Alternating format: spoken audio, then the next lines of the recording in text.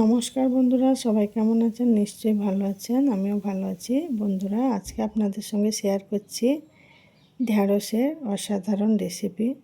এখন বাজারে ঢ্যাঁড়স নতুন এসছে বন্ধুরা, খেতে খুবই টেস্টি লাগছে খেতে। দেখুন, ঢ্যাঁড়সটা ধুয়ে ভালো করে পরিষ্কার করে কেটে নিয়েছি।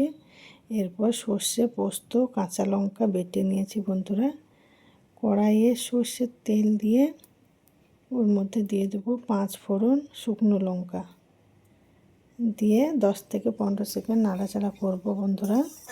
নাড়াচাড়া করে ঢ্যাঁড়সগুলো দিয়ে দেবো ওর মধ্যে। ঢ্যাঁড়সগুলো দিয়ে 1 থেকে 2 মিনিট নাড়াচাড়া করব। নাড়াচাড়া করার পর বন্ধুরা দিয়ে দেবো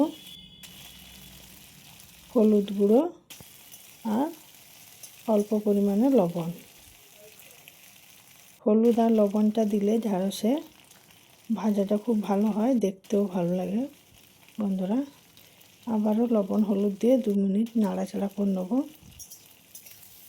নাড়াচাড়া করে বন্ধুরা দেখুন ভালো করে নাড়াচাড়া করে নিলাম। এরপর দিয়ে দেব একটা মাঝারি সাইজের টমেটো কুচি।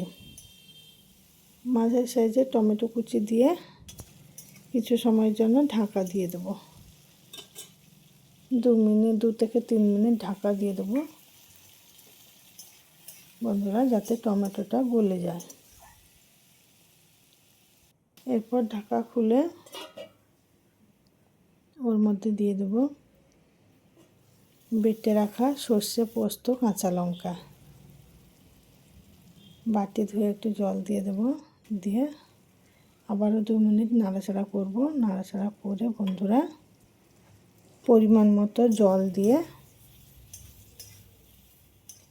ওর মধ্যে দিয়ে দেবো পরিমাণ মতো লবণ আর দেবো অল্প একটু মিষ্টি, চেরা কাঁচা লঙ্কা। যেমন ঝাল খাবেন সেই বুঝে কাঁচা লঙ্কা দেবেন বন্ধুরা। সব দিয়ে একটু নাড়াচাড়া করে ওর মধ্যে জলটা দিয়ে দেবো বন্ধুরা। যেমন ঝোল খাবেন সেই বুঝে জল দেবেন। আমাদের তো আরও তরকারি আছে, তাই বেশি জল দিইনি, শুকনো শুকনোই করেছিলাম বন্ধুরা।